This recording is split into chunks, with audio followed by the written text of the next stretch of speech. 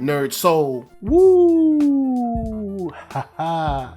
Yeah, late ill kid at OneYoungsta holding it down, bringing that street geek and nerd soul. What is up, my people? Today, all year, coming with another wonderful episode of That's Right, NERDSoul Gaming, and we're mixing it up with some movie reviews because today we got Extraction. And we got a little bit of Halo, taking it back. This is CE version. Oh snap! We got the CE version, which is pretty cool. And Halo Reach was acting up today, so we ain't even gonna worry about all that. So, with that said, Extraction is a movie that I ended up enjoying and didn't think I would. You know what I'm saying? Like, I'll be for real. When I first turned it on, I was like, well, okay, it's Thor in a movie. So word. We got Thor and we got old boy from we got old boy from for Stranger Things. So I'm like, all right, cool, what's up? Let's go in and watch this. Netflix has been putting it up in my face ever since they started. So like, let's see what's popping. And I turn it on, and when it first starts, we get that scene where it's like we get that scene where it's like you know, like 2 days ago or 2 days earlier. And just so you guys know, I cannot stand the whole like show me the end of the story and then you turn around and show me the, you know, like make me do all the work to go back to the beginning. I've never been a fan of that. Cause I'm like, yo, man, look, just tell the story straightforward. Tell me what's going on. Like, you know, I ain't trying to hear all this mess. I ain't trying to like see the cool part and then go back to the boring part. But shouts to Joe Russo for actually, you know, I guess you could say throwing a couple of twists in here. You know what I'm saying? Not exactly what you'd expect all the time, but throwing a couple of twists in here where I ended up really enjoying this. This is a nice little Netflix piece that I thought was a lot more fun than it should have been. You know what I'm saying? Like way more fun. Like you'd be like, yo, this is gonna be like your basic kind of behind enemy lines thing, you know, or some kind of like military action thing. And it ends up having like a little bit of heart in it to the point where you're like, oh, okay, you know, I'm not mad at this, you know what I'm saying? Like I was actually pretty surprised. And what I was surprised most at was the way we engage with the characters. Like we open up and, you know, we see Ovi. Ovi's the younger kid. And just so you know, I'm reviewing this in a way in which you've seen it because so many people have Netflix. It's, you know, to me, I'm like, yo, you got Netflix. So I ain't, you know, everybody got it. So it's not a situation where it's like you were in a theater and you couldn't see it. So I see Ovi, and you know, we get this nice kind of like relatable entry to him where, you know, you're like, oh, okay, cool. I know this kid. I've seen this kid. I've met this kid before. You know, it makes sense for him to be like this. It makes sense for his friends to be like this. You know, there's nothing wrong with the way him and his friends are reacting and interacting. And it was nice to see kind of his, you know, I don't know if I'd say insecurity. Maybe his kind of, he's, you know, unsure of himself. You know, he's a young kid. And even though his pops is a mob boss, it's not a situation where,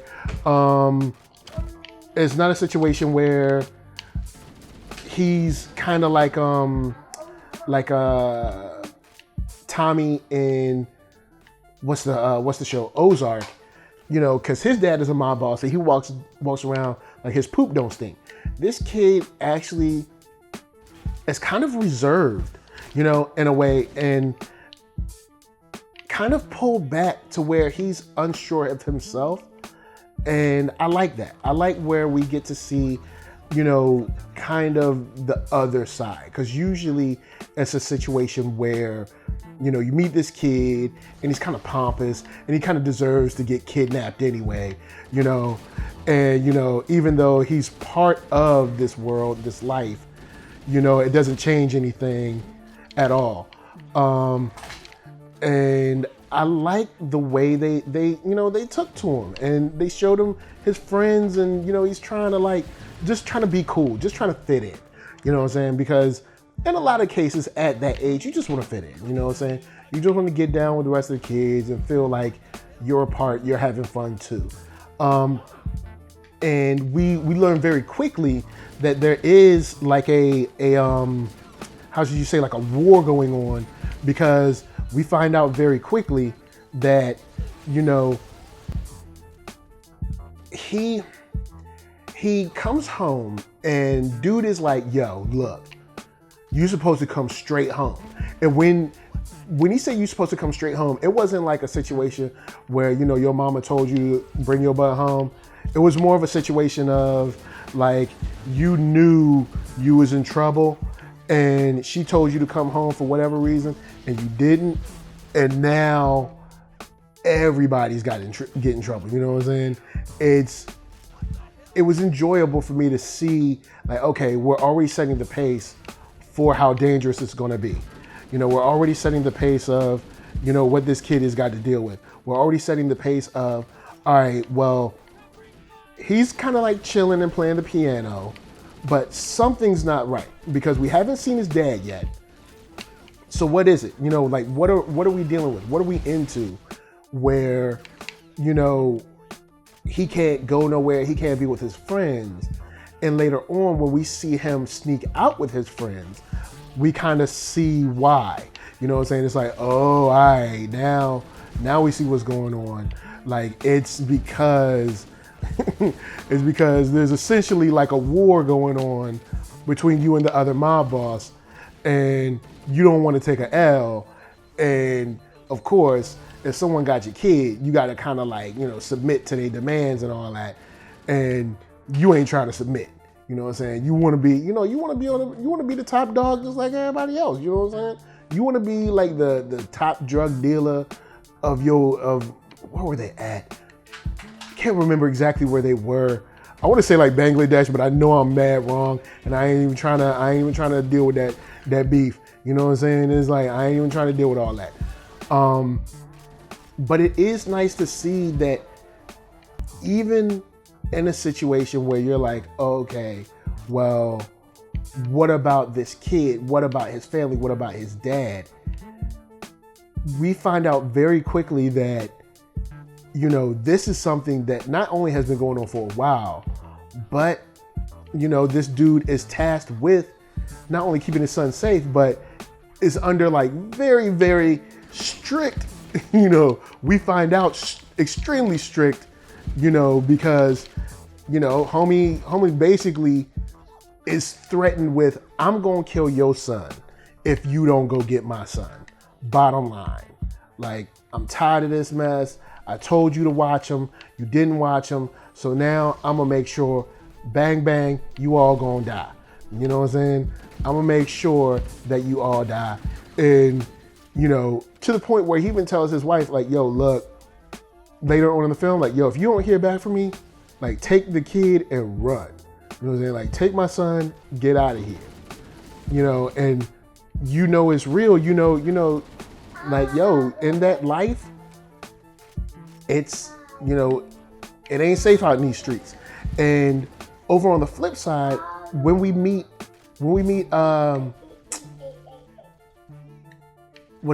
Thor's character, we see a guy that's kind of like on the end of his rope, and we get more of the, I guess you could say cliche kind of guys, like, you know, he's lost his wife or kid or something. You know, it's something cliche going on, and it's kind of expected. But the thing that kind of stood out to me was that he seemed to be making sure that he was going to, I guess, sacrifice his life in some way. Like, he didn't seem like he was going to, I ain't trying to live, you know what I'm saying? I ain't trying to, carry this burden with myself. And with this character and this story beat, we get really quickly the way that Joe Russo takes something that's cliche, but ends up in an interesting way, sort of like tweaking it a little bit. And I enjoyed that. I enjoyed the nice little tweak of, oh, okay, cool. Yeah, his son died, but it wasn't a situation like his son and his wife died. It's like his son died, his wife died. I mean, his son died, his wife left, and it's because his son had, cancer, and he just couldn't take it, you know what I'm saying? And he was talking about, bravery, and, he wasn't being brave enough and stuff. And I thought that was a nice look at showing how weak he was, or how weak he even said he was, admittedly, that he couldn't take or stand seeing his son going through what his son went through. And I really enjoyed that piece of the story. I thought that was well done. Now, on the flip, one thing that I thought was really cool, once the action gets going, Ovi gets kidnapped. And one thing that happens in this that I think is interesting is the kind of like the mixing of the villains. Because at first you get old boy who's like, all right, yeah, I'm gonna pay y'all. Like, just go save the kid, I'm gonna pay y'all. And like when he comes with, comes through, saves the kid, all of a sudden, it's like, where the money at? And he starts killing them off. So essentially, to a certain degree, he's a villain on top of the villains that we already have, which I thought was like a nice play. And then on top of that, we still have to deal with our own normal villains that were already kind of like, I guess, running from, but also fighting, running towards. And I like that. I love having multiple villains on each side where it's hard to distinguish who is or isn't your friend. You know what I'm saying? I love that. I really dig that. To see that and see alliances shift, stuff like that, I've always thought that was fun. Especially once Thor figured out who he was and the kind of person he was. Like, I thought that was real fun watching how they played that out. Now, of course, this story isn't without its kind of, I guess you could say, without its cliche parts. You know what I'm saying?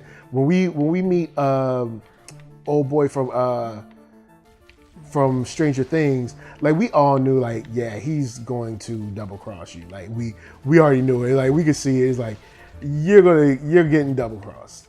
Like, it's happening. You about to get double crossed. That's just how it is. Expect it. But the thing I didn't expect was seeing Ovi come through. Well, until they were like fighting over each other, I didn't expect him to come through and save old boy, because it didn't seem like something that would be in his character. It seemed like it was going to be something where he would hold the gun towards him, and he would end up being so so scared to pull the trigger that Thor would end up having to kind of come across the room and save him or whatever.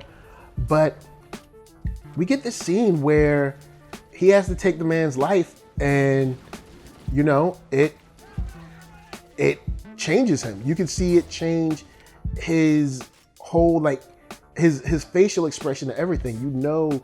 It's serious when you see his face and how he takes that moment. And even before that moment, we get this kind of quiet part between him And between him and Thor, and yes, I'm still calling him Thor because it's just who he is. Chris Hemsworth is going to be Thor for the rest of his life. But you have that moment where he talks about his son and talks about he was too weak and he wasn't strong enough. He wasn't strong enough to stay there for his son and be by his side. As he had lymphoma. Because I can't imagine. You know what I'm saying? I'm not even gonna front like I know the pain that he is going through or went through. But, he left his wife to deal with that. And, I can't imagine that either. Imagine her feeling, essentially abandoned. And then who knows what his son felt like.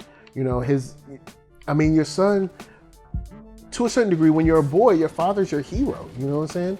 And then, of course, him being in the military, so he's probably like, like a literal hero, because he's like, oh yeah, my dad's in the military, he saves people, he goes out there, he fights the bad guys like G.I. Joe and, all of that good stuff.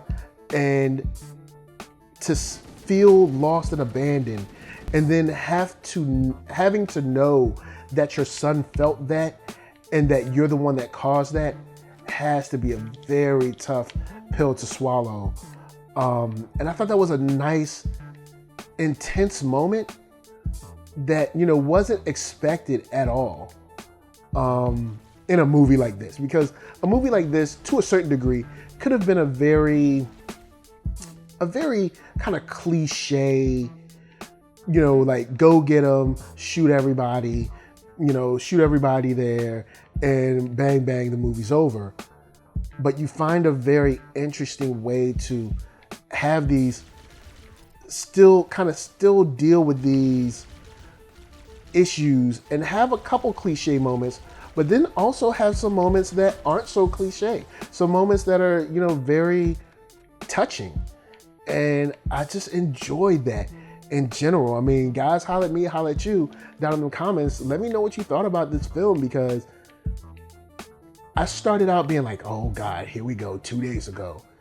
And even though there were some cliche moments, the parts of the film that deviated so well that I ended up really enjoying this movie. To the point where, like, it's something that I would, yes, watch again. And, there's not, since there's so much stuff to watch, it's rare that there's things that I watch again, but I would definitely watch this again. And especially on the aspect of the different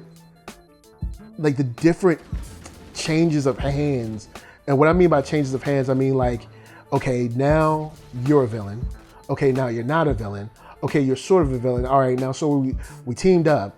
All right, well, this guy's my friend. He owes me his life. All right, well, he sold me out, and we kind of expected that. But we didn't expect that moment between him and Ovi to go down the way it did. And ending up having this heartfelt kind of like message about or statement on strength and on bravery that I thought was kind of cool, man. I was like, all right, I feel you. I see where you at. I see what you're doing. You know what I'm saying? I wasn't mad at that. I was like, all right, okay, got a little something for the people. And then lastly, I like how we shot it out. We shot that thing out, top notch. At the end of the movie, like they knew what they were doing. We shot out, and even old girl that was telling him to ditch the kid, she came through. You know what I'm saying? She was like, yo, look, leave the kid. The op is a fail. Forget about it.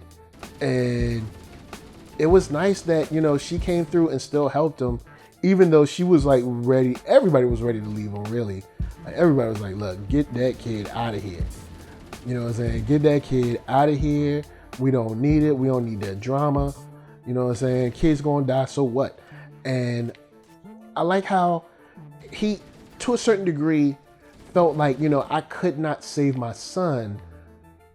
I will save him if I can. And I like that. I thought it was cool. I like the on the run part. And normally we've all seen kind of like the guy and the kid on the run. But I like how they even threw in the whole thing with dealing with the police, and then not only dealing with the police, but then dealing with jumping in that nasty sewer. Like, bruh, like when they showed that sewer, I was like, that was nasty. And then we even dealt a little bit with kind of gangs and how they prey on younger kids. I mean, we saw, the gangster straight up order a dude to throw kids off the roof, son. Like, that was no joke. That was like crazy. And, it was smart of the kid that kind of like wanted to save the other kids, and how he saved the other kids by being like, oh, well, you already threw him off the roof. So, he's gone. And, seeing how that stuff kind of turns people, and how quickly you can be from being a kid to, of course, just, ending up being part of a gang and ending up being almost to a certain degree similar to child soldiers in Africa. They prey on these young kids, and then they're like, oh yeah, you'll have power. See, you don't have no power now, but you roll with me and you'll have power. And it's just, it's sad, that it came to that. But one thing I did enjoy is that he tried to be as merciful on the kids when he was fighting them as he could. You know what I'm saying? You're still like, you're still essentially, they're kids, but at the same time, it's like, yo, these kid or not, this kid, pull a trigger. You know what I'm saying? This kid can pull a trigger. And that's all he really needs to be able to do, is to pull a trigger. And that'll get the job done. And then, you'll be sitting there dead, just like at the end of the film. And people be crying like, yo, this is a little kid, this is a little kid. And we kind of walked into that dilemma a little bit, which I enjoyed, is him dealing with like, how do I handle attacking these kids? And he was essentially just like giving, when your dad smack you in the back of the head, he was like basically doing a whole bunch of that joint. He was like, all right, look, I'll just bust these kids in the back of the head, because I can't really, I can kill them, you know what I'm saying? It's not that I physically can't, but, I don't want to. I don't want to put these kids in danger, you know what I'm saying? I'm not that type of person. So I enjoyed that. I enjoyed that a lot, and thought it was definitely worth a watch, man. Definitely worth a watch. It surprised me. And it's something that takes enough turns and diverts enough from your basic kind of fare that I think warrants a watch, man. Extraction, cool film. So on a scale of 1 to 5 stars, I enjoyed this to watch it again. I'd say I'd put this right around 3.5 stars. It's over half. It's not the best thing in the world, but it's definitely over half. And yeah, I'm definitely going to check it out again. Not sure with who I'll watch it, but I'll definitely check this out again and see kind of like their reaction on it, because it was fun. This was definitely a fun watch. Action was there on point. Fight scenes were on point. Everybody getting hit with cars. That was fun. But then some heartfelt moments, especially about, diving and, not fighting to get above water, stuff like that, were nice little nuggets that gave us 2 actors that were good enough at showing emotion and conveying emotion, that we got our fix for, kind of like the emotionality of it. But then we also got a nice little fix of like, hey, we care about these characters. We want them to both live. Like at first it was just like, well, let's go in and watch this 2 days earlier. But then we ended up with a scene like, okay, well, where do we go from here? And how do we change? And, you know, where does this kid go? And, you know, even when he was talking about being reflective on, you know, looking at his dad at the dinner table and wondering whose dad he's killed today. Like that was moving, because it's like having the ability to reflect on something like that is something that I thought was very cool. So yeah, you know, definitely holler at me. I'm gonna holler at you down in them comments. Let me know what you thought about Extraction. I thought Extraction was real cool and an interesting way to throw in multiple villains and shifting alliances without being extremely cliche. Yeah, I thought we had a story that ended up being really cool in ways where it could have just fell flat. So, like I said, I don't know if I'd say we got a hit on our hands, but we got something decent. We got definitely something decent that's worth checking it out. And with that said, we're going to keep on rocking with this Halo CE. Let's see what we got. All right. I can't remember where I went. All right. You know your boy lost. Come on now. You know your boy lost in these streets. Lost without you. But so all right. So let's see. Are we? No. Oh no. Never mind. Sorry. That was on accident. I mean, I meant to do that, but I didn't mean to do that. All right. Let's see. Cool. Oh snap! Never mind. I gotta know where to go, boy. It's tough out here. What we gonna rock with? I done blew all that up. All right, here we go. All